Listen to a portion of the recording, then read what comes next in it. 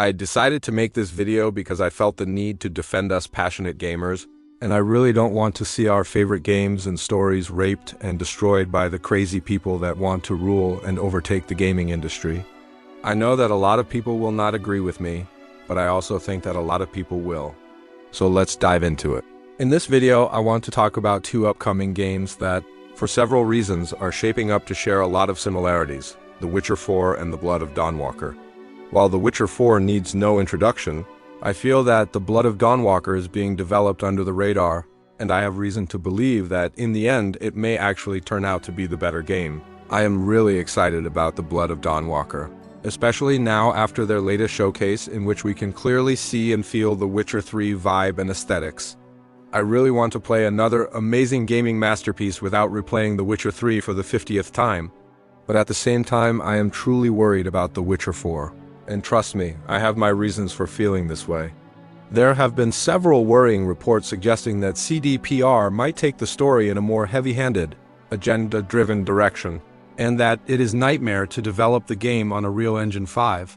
One of my main concerns is that they could use Ciri, one of the most iconic and compelling female characters in gaming, to push a message in a way that feels forced or preachy, as we've unfortunately seen in many other franchises.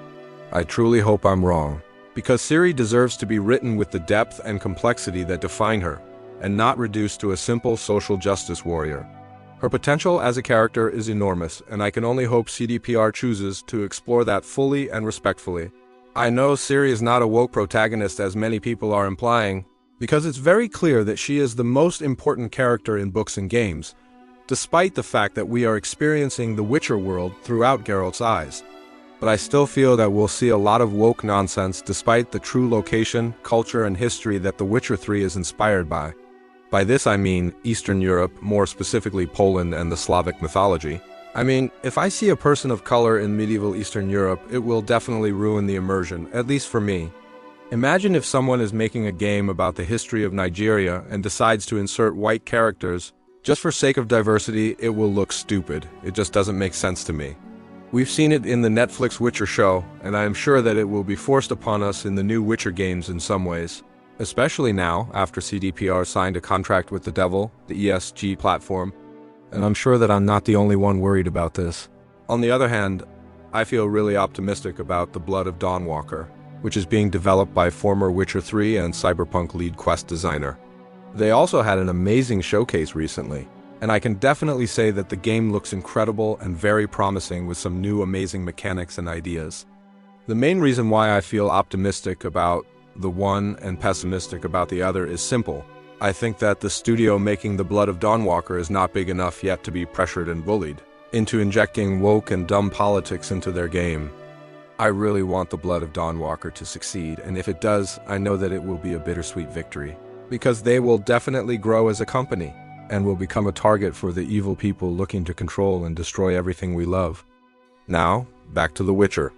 No game ever made me feel like The Witcher 3, and I have played no other game more times than The Witcher 3. That is why I really want the new Witcher games to succeed. But at the same time, I am very skeptical, because when I got my hopes up in the past about video games or TV shows, I usually got disappointed. To give you some examples, the Netflix Witcher show, the final 2 seasons of Game of Thrones, Cyberpunk on launch, Season 2 of Wednesday, and probably many others I can't even think of right now. I truly hope the developers of The Witcher have learned from Netflix's missteps, as well as from their own past mistakes. What I mean by that is that they should take all the time they need to develop The Witcher 4, so they can release it in the best possible state, unlike Cyberpunk. I really hate to lower everyone's expectations and be the bearer of bad news, but I have to be honest, at least as far as the evidence suggests. I don't think any true Witcher fan will be able to forgive CDPR if they end up desecrating and diminishing one of the most beloved franchises in gaming history. The only way to avoid ruining the next Witcher game is for them to return to their roots and remember what made The Witcher 3 great in the first place: genuine passion, love for storytelling, and respect for the source material. Now, to end this video, I must say that it really makes me sad because they have to ruin everything that we love and look forward to. And I wonder, why is that? Is it malice, or is it pure incompetence? Let me know what you guys think down in the comments. I would really like to know your thoughts on this. If you'd like to hear more about topics like this one, about the culture war in gaming, movies, and TV shows, please don't hesitate to like and subscribe. It would mean a lot. And see you in the next one.